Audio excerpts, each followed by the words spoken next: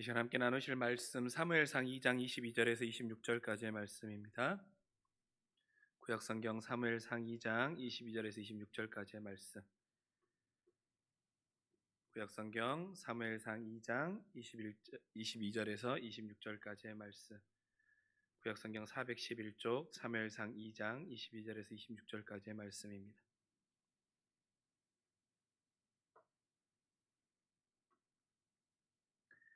우리 말씀 한 목소리로 함께 봉독하겠습니다. 엘리가 매우 늙었더니 그의 아들들이 온 이스라엘에게 행한 모든 일과 회막문에서 수종드는 여인들과 동침하였음을 듣고 그들에게 이르되 너희가 어찌하여 이런 일을 하느냐? 내가 너희의 악행을 이 모든 백성에게서 듣노라. 내 아들들아 그리하지 말라. 내게 들리는 소문이 좋지 아니하니라. 너희가 여호와의 백성으로 범죄하게 하는도다. 사람이 사람에게 범죄하면 하나님이 심판하려니와 만일 사람이 여호와께 범죄하면 누가 그를 위하여 간구하겠느냐 하되 그들이 자기 아버지의 말을 듣지 아니하였으니 이는 여호와께서 그들을 죽이기로 뜻하셨음이더라. 아이 사무엘이 점점 자라매 여호와와 사람들에게 은총을 더욱 받더라. 아멘. 여러분, 우리 삶에 여러분의 삶의 최대 관심사 중에 하나가 무엇입니까? 아마 여러분들의 삶의 최대 관심사 중에 하나가 바로 행복일 것입니다. 행복한 삶, 행복을 위해 살아가는 것, 행복을 추구하는 것, 이 모든 것들이 우리 인생의 매우 중요한 관심사이고 어떻게 보면 가장 최대의 관심사일 수 있지요. 그래서 우리는 어떻습니까? 나를 행복하게 하는 그것들을 찾는 것에 집중하지요. 나를 행복하게 해주는 그것에 우리는 매우 집중합니다. 그런 과정 속에서 우리는 어떻습니까? 행복 앞에는 뭐가 붙냐면 행복에는 항상 무엇이라고 하는 행복을 가져다주는 전제가 있음을 우리는 알아야 되는 거예요. 행복 앞에는 행복을 수식해주는 그 무엇이라고 하는 전제가 있는 거예요. 여러분 언제 행복감을 느끼십니까? 한번 예를 들어보지요. 여러분 새 차를 사면 어떻습니까? 새 차를 딱 사면 행복하죠. 신하임쌤 최근에 새 차 사셨을 때 되게 행복하잖아요. 그렇잖아요. 우리 가족이 넓은 차에서 편안하게 안전하게 다닐 수 있다. 자, 정말 갖고 싶었던 명품 가방을 하나를 딱 샀어요. 어떻습니까? 행복하죠. 또 몇 년을 모으고 모아서 내 집을 드디어 장만해요. 그리고 그 집에 딱 처음 들어갈 때 기분이 어떻습니까? 엄청 행복하죠. 원하는 직장에 여러 해 동안 수고하고 노력하여서 그 직장에 취업을 성공하게 됩니다. 그때 우리에게 드는 첫 번째 감정은 무엇입니까? 행복입니다. 이처럼 어떠한 것들, 무엇으로 인해서 우리는 행복이라는 감정을 느끼는 거예요. 행복을 주는 무엇이 내 것이 됐을 때 우리는 그 행복하다는 기분을 느낍니다. 그래서 우리 자녀들에게도 우리가 잘 말하는 표현이 있죠. 뭐라고 표현합니까? 너가 지금 수고하고 지금 인내하고 지금 노력해야 되는 이유가 무엇이냐면 지금 수고하고 노력해야 이것들로 행복을 누릴 수 있어라는 말로 동기부여를 하지요. 네가 그때 가서 좋은 차도 탈 수 있고 좋은 직장에도 들어갈 수 있고 네가 원하는 것들을 아무런 제약 없이 마음껏 할 수 있어 라고 하는 것들로 우리의 자녀들에게 동기를 부여하지요. 그것들로 네가 행복한 삶을 살 수 있어라고 말입니다. 근데 여러분 그것들이 주는 행복한 감정이 얼마나 지속되던가요? 신선생님 지금도 그 새 차를 샀을 때 행복한 감정이 지금도 있으십니까? 행복한 감정이요. 저는 제 명품을 안 사봐서 모르겠는데 명품을 사면 어떻습니까? 그 행복한 감정이 막 죽을 때까지 막 그 감정 때문에 가슴이 설레지 막 잠이 안 오고 막 그러십니까? 안 그렇죠. 집도 마찬가지죠. 어떤 한 조사를 봤더니 미국에서 로또에 당첨된 당첨된 사람들의 그 행복한 감정이 얼마나 이어지나를 조사해 봤더니 평균 6개월 정도 가더래요. 6개월이 지나면 그 어마어마한 금액을 내가 순간에 당첨돼서 갖게 되더라도 행복의 감정이라는 건 지속되지 않는다라는 것입니다. 여러분 결코 무엇으로도 우리의 삶에 행복이라고 느끼는 우리의 감정, 자 우리가 행복하다라고 느끼는 그 감정은 지속될 수 없어요. 무엇으로는 결코 지속될 수 없습니다. 그런데 오늘 본문의 엘리의 아들들 홈리와 비느하스는 당시의 모든 이들의 행복의 수단이라 여기는 것들을 누릴 수 있는 위치에 있었어요. 그렇지 않겠습니까? 아버지가 그 당시에 대제사장이에요. 그러니까 로얄 패밀리예요. 모든 것을 다 가지고 있어요. 모든 부와 명예와 지위를 다 가지고 있어요. 그러니 소위 말하는 무엇으로 누릴 수 있는 행복의 감정을 누릴 수 있는 모든 요소와 모든 환경이 다 마련되어 있었던 사람들입니다. 하지만 그들의 말로는 어떻습니까? 비극으로 끝납니다. 여러분, 그래서 우리가 오늘 말씀을 통해 부모인 내가 가정의 자녀에게 어떤 행복을 안내하고 있는지 우리가 한번 돌아봤으면 좋겠어요. 그래서 우리가 우리의 자녀에게 무엇으로 행복을 가르치고 양육하는 것이 아니라 무엇이 없이도 행복할 수 있는 그 행복의 길들과 그 여정으로 우리의 자녀들을 믿음으로 양육할 수 있는 그 믿음의 도움을 오늘 말씀을 통해 받을 수 있기를 간절히 소망합니다. 여러분, 오늘 말씀 다 잊어버리셔도 좋은데요, 이거 하나는 꼭 기억하십시오. 여러분, 여러분의 행복의 감정은 결코 무엇으로는 지속되지 않습니다. 행복이라고 느끼는 나의 감정. 여러분, 제사장 엘리에게는 두 아들이 있었지요. 홈니와 비느하스라는 두 아들. 그런데 그 두 아들이 성경에 기록될 때 첫 묘사는 성경에 뭐라고 기록하고 있냐면요, 행실이 나빠 여호와를 알지 못하는 자라고 표현하는 거예요. 홈니와 비느하스의 직책이 무엇입니까? 제사장이에요. 하나님 앞에 제사하는 자이지만 성경은 그들에게 행실이 나빠서 여호와를 알지 못하는 자라고 기록하고 있습니다. 여러분, 여기서 여호와를 알지 못하는 자라고 하는 것은 여호와를 모르는 것이 아니라 여호와마저도 무시하는 사람이라는 뜻이에요. 그들은 여호와마저도 무시하는 아나무인이 돼버린 것입니다. 그러면서 성경이 이들이 여호와를 무시하는 구체적인 행동에 대해서 기록하고 있죠. 어떻습니까?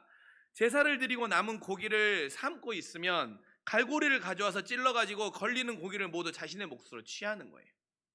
근데 여러분, 당시의 제사장은요, 먹을 수 있는 고기의 부위가 정해져 있었습니다.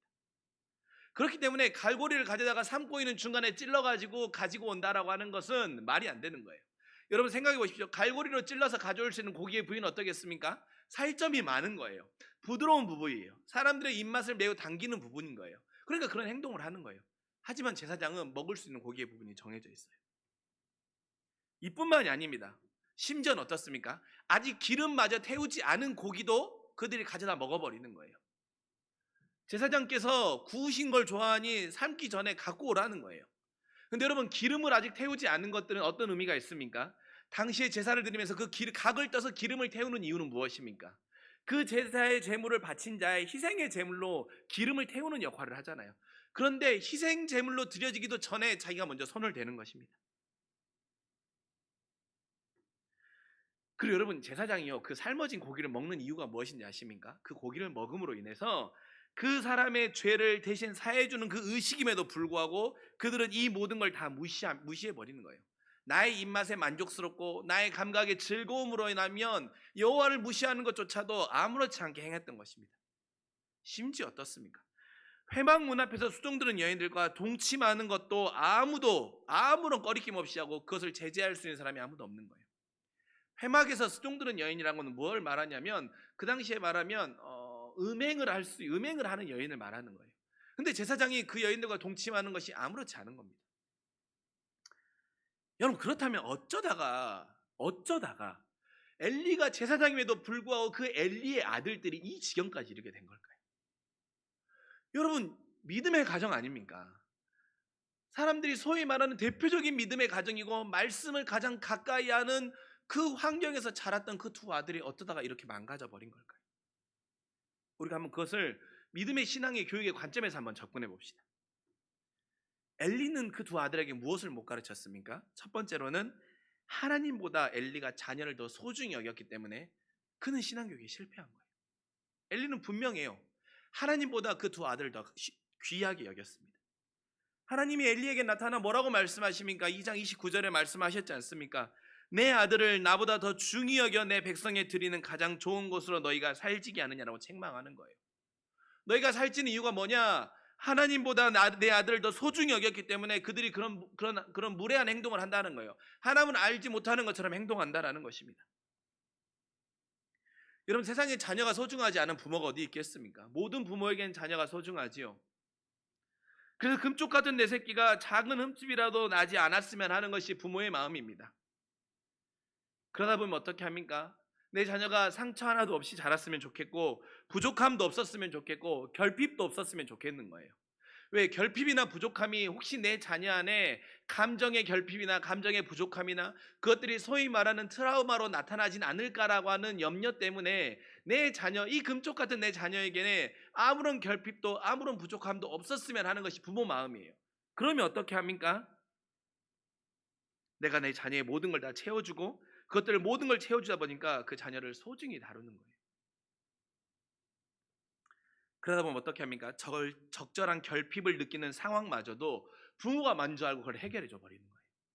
때로는 자녀가 결핍을 느끼고 때로는 자녀가 거친 광야에 서 있어서 그 가운데서 하나님을 만나고 그 가운데서 하나님을 소중히 여기고 그것을 통해서 나와 하나님과 인격적인 관계가 형성되는 그 시간을 부모가 곁에서 묵묵히 견뎌줘야 되는데, 그것을 하다가 내 자녀가 상처가 나거나 내 자녀가 어려워하거나 내 자녀가 씨름하면서 그 결핍을로 내 자녀가 혹시나 하나님과 멀어지진 않을까, 혹시나 그러면서 세상에서 도태되진 않을까라고 하는 염려 때문에 부모가 먼저 그 결핍을 다 채워줘 버리는 거예요. 이것이 무엇입니까? 하나님보다 부모를 더 소중히 여기는 거예요.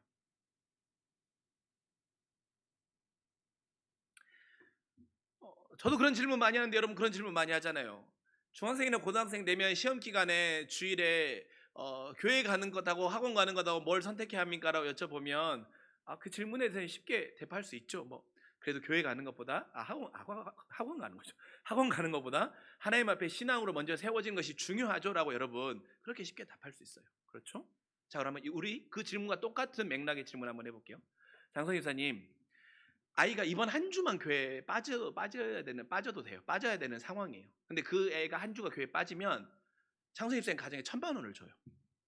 자, 한 주 아이가 신앙생활 교회 예배를 빠지는 것과 그럼 내가 1,000만 원을 얻을 수 있습니다. 뭘 여러분 선택하실 수 있겠습니까? 물론 예배를 드리는 걸 선택해야죠라고 쉽게 말씀하실 수 있으십니까? 쉽지 않죠. 왜? 그것들이 우리의 결핍이나 우리의 부족함을 채워줄 수 있다는 걸 알기 때문에.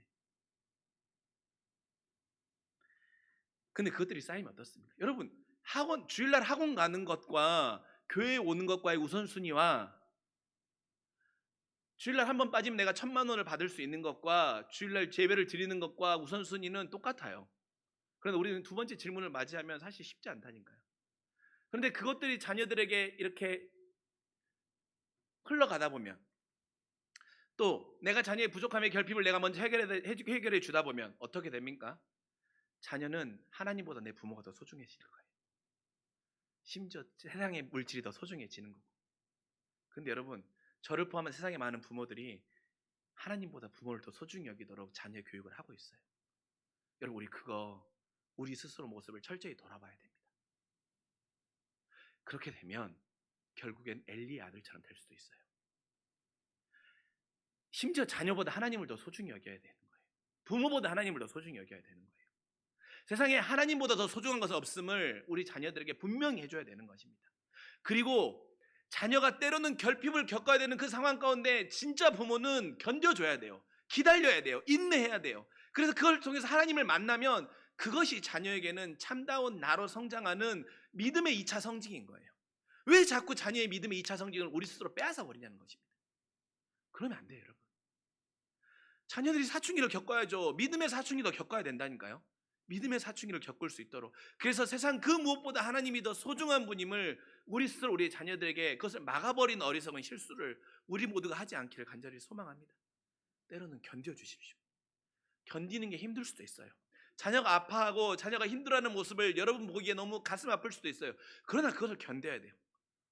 그것이 자녀의 믿음의 사춘기니까.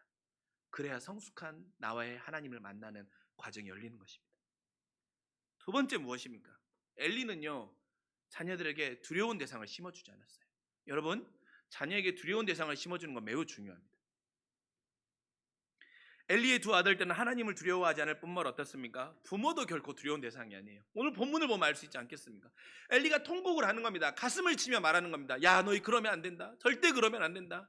야, 하나님의 사람이 그러면 안 된다. 너가 그렇게 벌하고 너가 그렇게 악한 일을 하면 누가 너를 이렇게 책망해주고 누가 널 위해 기도해 줄 수 있겠냐라고 이렇게 말하지만 들리지 않는 거예요.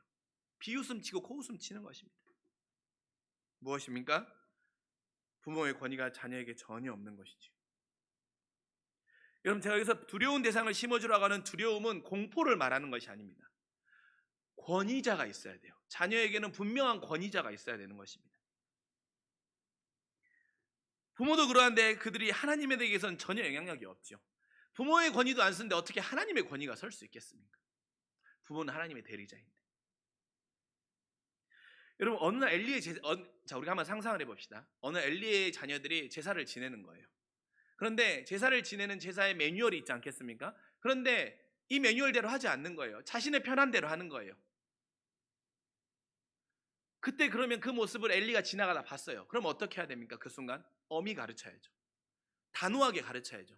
이것은 하나님의 방법이 아니다. 이것은 하나님이 정해놓은 방법이 아니기 때문에 이렇게 제사를 지내면 안 된다라고 훈계하며 엄히 가르쳐야 되는 거예요. 그런데 그 순간 엄히 가르쳤을 때 부모의 마음이 두 개가 하나로 일치돼서 그렇게 동시에 나가야 되는데 그렇지 않았을 수도 있죠. 때로는 엄마가 말렸을 수도 있고 때로는 엘리가 말렸을 수도 있죠. 왜?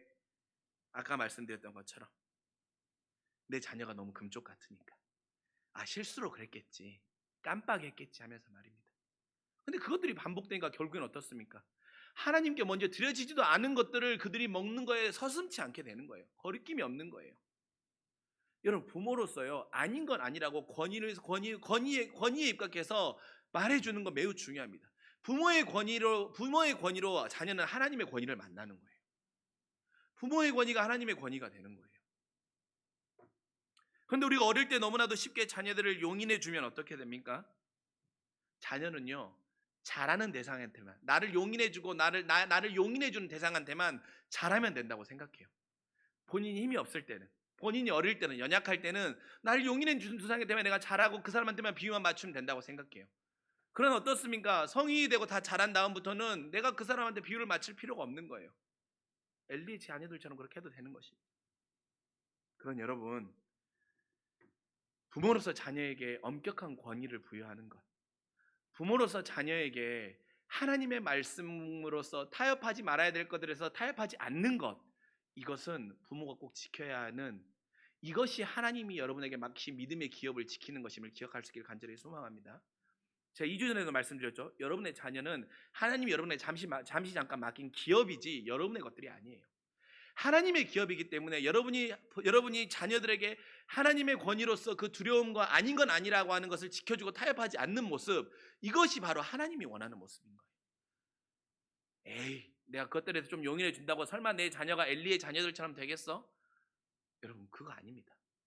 다른 한편으로 생각하면 내 자녀도 엘리의 자녀들과 같이 될 수 있는 자녀가 될 수도 있고, 내 자녀도 사무엘과 같이 될 수 있는 자녀, 우리의 두 갈림길에 서 있는 거예요.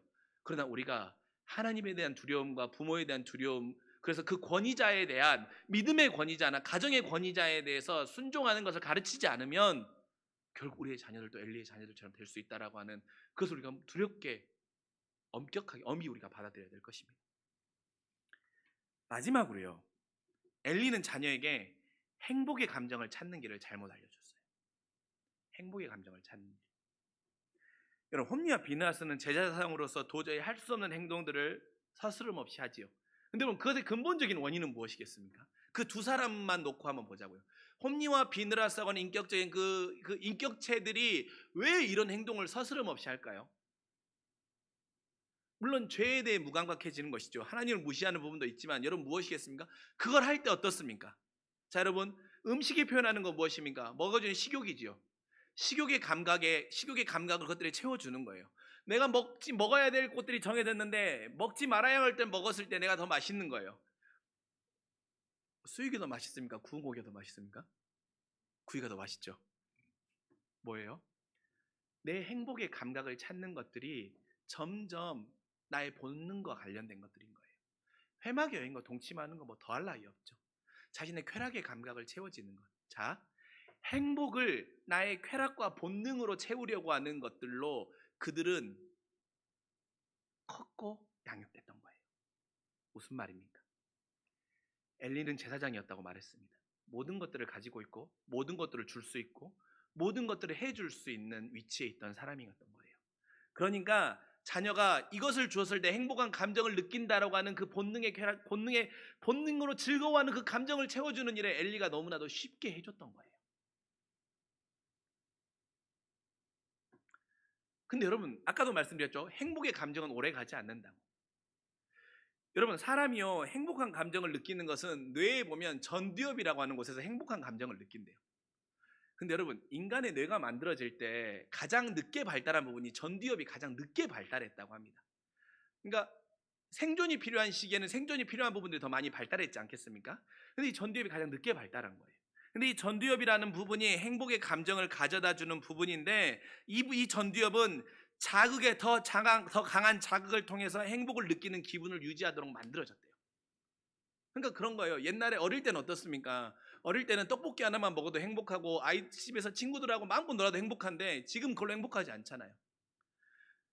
명품을 하나 샀을 때 행복했는데 그걸로도 행복해지지 않아요. 그럼 어떻습니까? 집을 사야 행복해요. 그걸로도 행복해지지 않아요. 그럼 어떻습니까?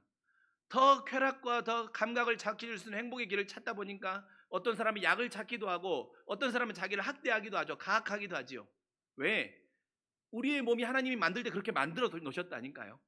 그럼 이것은 무엇을 말하냐면 여러분의 자녀들에게 행복한 감정을 느껴주게 할 때 무엇으로 행복을 느껴주게 하잖아요. 그러면 더 강한 그 다음에 자극을 줘야 되는 거예요. 근데 저와 여러분 그런 실수 자주 하잖아요. 나의 자녀에게 행복감을 주기 위해서 무엇으로 자꾸 행복한 감정을 느껴주게 해요.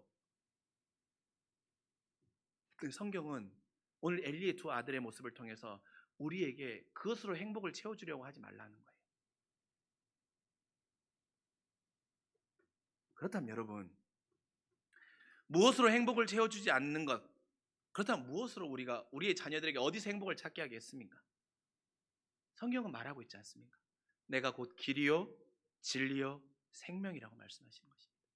주님이 길이고 주님이 진리이고 주님이 생명이기 때문에 그 주님 안에서 길과 진리 되시고 생명 되신 주님 안에서 행복을 찾아가다 보면 무엇으로 행복하지 않고 내 존재가 행복이고 내 삶이 행복이고 주님이 나와 함께하며 행복임을 우리의 자녀들에게 어렵지만 힘들지만 오랜 시간이 걸리지만 그것들로 우리가 믿음으로 양육할 수 있는 그 길을 선택할 수 있기를 간절히 소망합니다.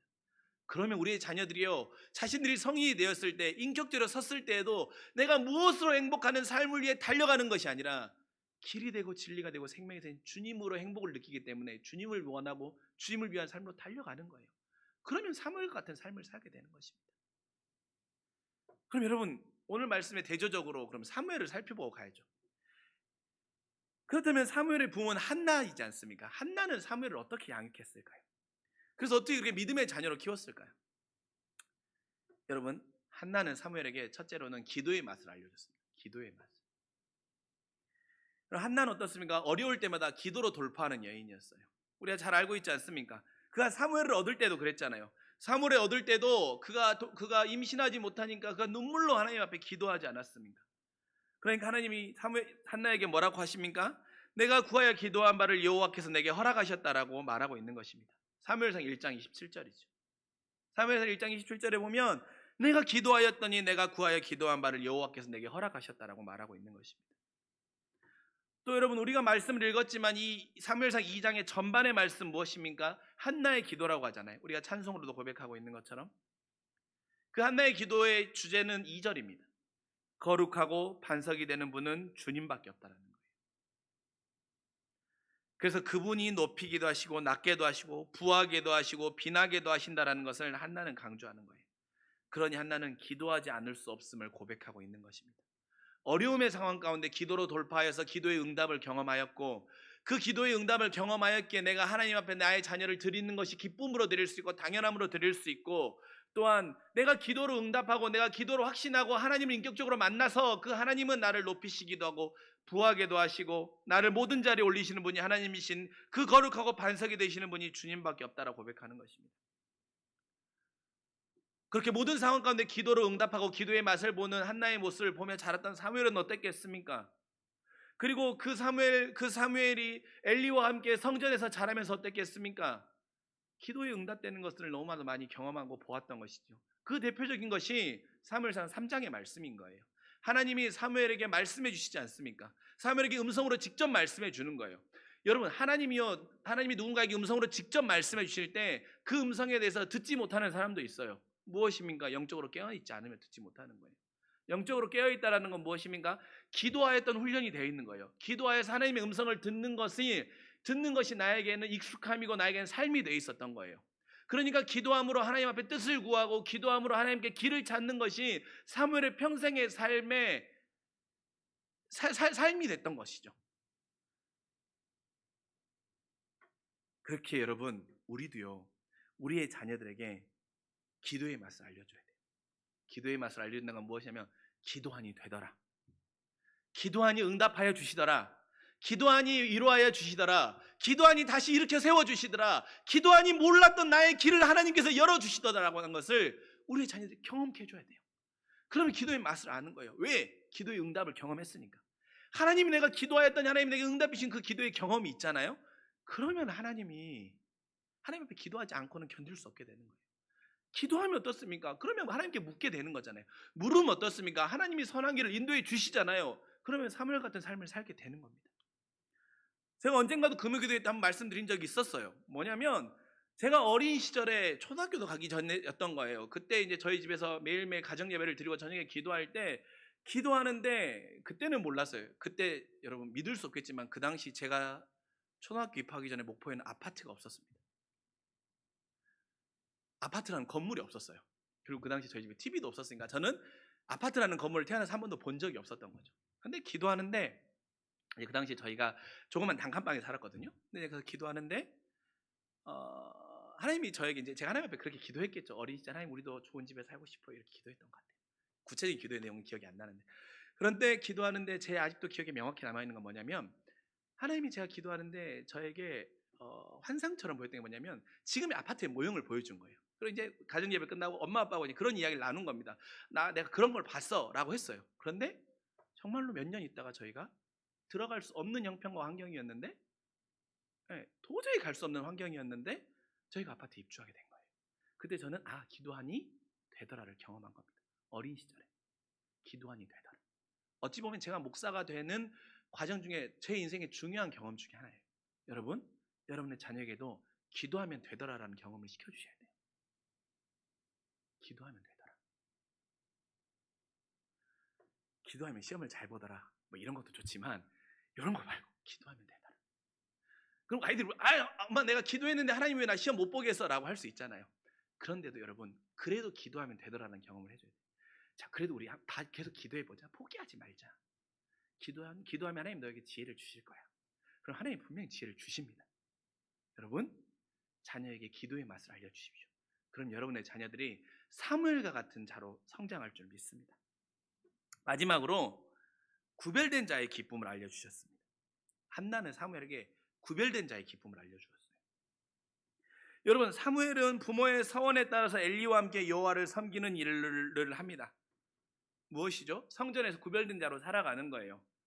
그리고 2장 18절의 말씀에 보면 사무엘에게 한나는 어린 시절부터 세마포 에봇을 입혀요. 이 세마포 에봇은 무슨 옷이냐면 제사장이 제사를 지낼 때 입는 옷이 세마포 에봇이에요. 자, 장소도 구별되어 있고 옷도 구별되어 있는 거예요. 그럼 어떻습니까? 사무엘 스스로 할 수 있는 모든 것들이 제약되는 것이지요. 엘리와 함께 제사장을 지내는 성전에 그 제사를 지내는 곳에 있다 보니 할 수 있는 것이 제한되고 에봇을 입고 다니다 보니 할 수 있는 모든 것들이 제한될 수밖에 없었습니다. 할 수 있는 것, 먹을 수 있는 것들이 제한되다 보니 포기해야 되는 것들이 많았습니다. 그럼 여러분 어떻겠습니까? 덜 행복할 수밖에 없지 않겠습니까? 하고 싶은 것도 다 마음대로 못하고 먹고 싶은 것대로 마음대로 못 먹으면 덜 행복하잖아요. 행복한 감정을 느끼지 못하잖아요. 근데 성경은 사무엘상 2장 26절에 사무엘에 대해서 뭐라고 표현하고 있습니까? 사무엘은 점점 자라며 여호와와 사람들 앞에 더욱 사랑을 받았다고 기록하고 있습니다. 이뿐만이 아닙니다. 2장 35절의 말씀에 보면 하나님은 엘리 가문을 대신해 충실한 사람을 일으키는데 그 사람은 내 마음과 내 뜻대로 행하는 자라고 평가하십니다. 그가 바로 사무엘입니다. 하나님과 모든 사람들한테 사랑받은 자가 되었고 하나님이 그 어린 사무엘을 평가할 때 내 마음과 내 뜻대로 행하는 자이고 충실한 사람이라고 평가해 주시는 거예요. 구별되었더니 더 위대한 삶을 살아가는 모든 이의 사랑의 대상이 되는 행복을 사무엘은 누리게 된 것입니다. 모든 이에게 사랑받는 자가 되어버렸다는 거예요. 그렇다면 여러분 지금 우리의 자녀들에게 여러분이 그러면 믿음의 세마포 에봇, 지금의 시대의 세마포 에봇은 그럼 무엇입니까? 구별된 자의 기쁨을 누릴 수 있도록 우리의 자녀에게 입혀야 될 우리의 믿음의 영적인 옷은 여러분 무엇입니까? 그것은 바로 내 이웃을 내 몸처럼 사랑하는 것입니다. 우리의 자녀들에게 우리가 내 이웃을 내 몸처럼 사랑하는 것을 가르치고 양육해야 됩니다.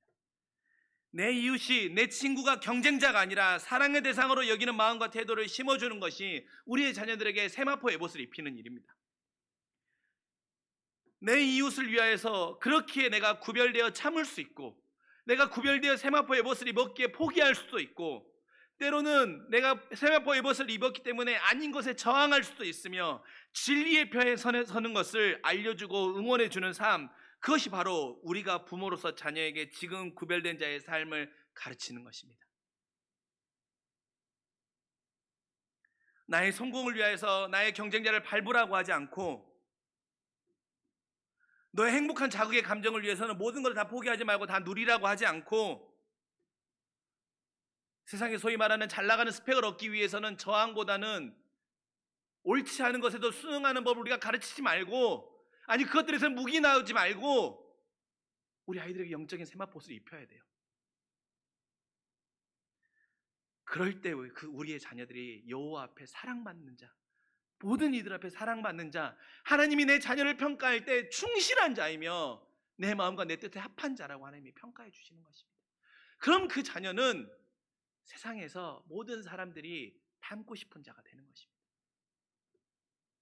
여러분, 목사님도 제가 어떻게 그런지 모르지만 아까 2부 설교 때 그 말씀하셨는데, 교회 저쪽 주차장 한편에 넝쿨에 장미가 폈다고 얘기하셨잖아요. 장미가 폈어요. 그래서 제가 교회에 오면 일주일에 2-3번씩 제 취미로 하는 게 뭐냐면 그 장미에 물을 주는 거예요. 날씨가 더울 때는 물을 줘요. 근데 물을 주는데 정말로 어떤 다른 나무 봉우리에는 꽃들이 안 맺혔는데 어떤 한 나무에서 꽃이 딱 맺혀가지고 폈던 거예요. 오늘은 좀 여러 개 폈는데 첫날은 그 모든 것 중에 딱 한 송이만 폈었어요. 꽃이 너무 활짝 피니까 시선이 머물 정도로 예쁘고 아름다워가지고 저도 사진으로 찰칵하고 담았습니다. 아직 다른 나무들은 꽃을 맺지도 못했는데 저 꽃은 다른 봉우리들과는 다르구나 하면서 아, 참 예쁘다라고 감탄하고 있는데, 그 순간 제 머릿속에 딱 스치며 지나갔던 생각이 뭔지 아십니까? 아, 가장 먼저 피는 꽃이 가장 먼저 지겠구나라는 생각이 들었습니다. 근데 여러분, 어쩌면 저와 여러분이, 우리의 자녀들이 가장 먼저 피는 꽃이 되기를 원할 수도 있어요. 선두가 선두에 서기를 원하고 모든 이의 이목이 집중되는 그런 장미가 되기를 원할 수도 있다니까요. 그래서 세상의 세마포의 옷을 입고 엘리와 자녀들 같이 살아도 아무렇지 않게 묵인하고 용인해주고 있는 혹시 우리의 모습은 없는지 돌아봐야 돼요. 그러나 여러분, 가장 먼저 핀 장미는 가장 먼저 지는 것입니다. 하지만 장미가 때에 맞춰 다른 장미들과 함께 필 때, 그래서 조화를 이룰 때 사람들은 그 앞에서 사진도 찍고 감상하며 그 아름다움에 흠뻑 취하는 것이고, 그 아름다움은 배가 되는 것입니다. 내가 도드러나지 않을지 모르지만 이것을 통해서 전체가 아름답게 되는 거예요. 그럴 때 장미는 장미로서의 행복을 누리는 것입니다. 여러분, 늦게 핀다고 장미가 아닌 게 아니에요. 늦게 핀다고 해서 향이 더 옅은 것이 아니에요. 시기만 다를 뿐 모두가 다 장미일 것입니다. 부모인 우리가 자녀들에게 단순한 자연의 이 섭리만 적용해도 우리의 자녀에게 진정한 행복의 길을 열어줄 수 있다고 저는 믿습니다. 기도의 맛을 알려주시고 구별된 자의 기쁨을 알려주셔서 내가 구별된 자로 살아가는 그 영적인 세마포를 입어서 내 이웃을 내 몸과 같이 사랑하는 그 삶이 나의 삶의 가치관으로 우리 아이들을 키워내기만 한다고 한다면, 그래서 다른 이들과 조화롭게 살아가는 삶을 두드러지지 않아도 행복하게 살 수 있는 것이 더 큰 행복임 우리의 자녀들에게 알려주면, 우리의 하나님 앞에 믿음의 기업을 맡은 자로서 칭찬받을 것입니다. 그렇게 소망하기는 우리가 한나와 엘가나처럼 자녀에게 참 행복의 길을 안내해주는 믿음의 본을 보이는 부모가 되기를 원합니다. 그리하여서 우리의 자녀들이 무엇으로 행복을 찾는 자녀들이 되는 것이 아니라 우리 주님으로 인하여서 몸소 행복을 경험하게 되는 그 믿음의 좋은 본으로 우리가 먼저 서고, 또 우리의 자녀들에게 이것들을 흘려보내는 일에 마음을 다하고 목숨을 거는 우리 모두가 되시길 주님의 이름으로 간절히 축원합니다. 기도하겠습니다. 사랑하신 아버지 하나님, 지금의 시대에 사무엘이 입었던 영적인 세마포의 옷을 입어야 되는 것이 참 어려운 시대입니다. 그리고 지금의 시대에는 기도의 맛보다는 세상이 주는 행복의, 무엇으로 느껴지는 행복의 감정이 더 소중한 것으로 여겨지는 시대입니다. 그러나 아버지 하나님, 그것들 따라가다 보면 결국 내 자녀가 엘리의 자녀들과 같은 멸망의 길을 걷진 않을지 너무나도 두렵습니다. 아니, 나는 이것을 알지 못하고 내 자녀에게 엘리의 자녀들과 같은 것들로 채워주고 풍족하게 해주면서 참 자녀를 잘 양육하고 있다라고 착각하고 있진 않았는지요. 하나님, 한나처럼 내 자녀에게 기도의 맛을 알려주어서 기도하니 되더라, 기도하니 말씀하여 주시더라, 기도하니 길을 보여주시더라, 기도하니 새 힘을 주시더라 하는 그 하나님을 만나도록 하는 믿음의 사춘기를 경험케 하는 우리의 부모들 되게 하여 주시고, 또한 구별된 자로 살아가는 그 세마포의 옷을 입어서 내 주변에 있는 모든 이들이 나의 경쟁자가 아니라 사랑의 대상으로 여기는 마음과 진리의 편에 서는 것을 두려워하지 않는 우리의 자녀들로 자라게 하여서 먼저 피는 장미가 되는 것이 아니라 함께 어우러져서 모든 이들에게 행복과 기쁨을 주는 그러한 장미로 나의 자녀를 양육하여 하나님이 맡기신 기업을 하나님의 뜻대로 잘 세워가는 믿음의 기업을 복된 우리 부모들로 서게 하여 주시옵소서. 감사드리며 사랑이 많으신 우리 구주 예수 그리스도의 이름으로 간절히 기도합니다. 아멘.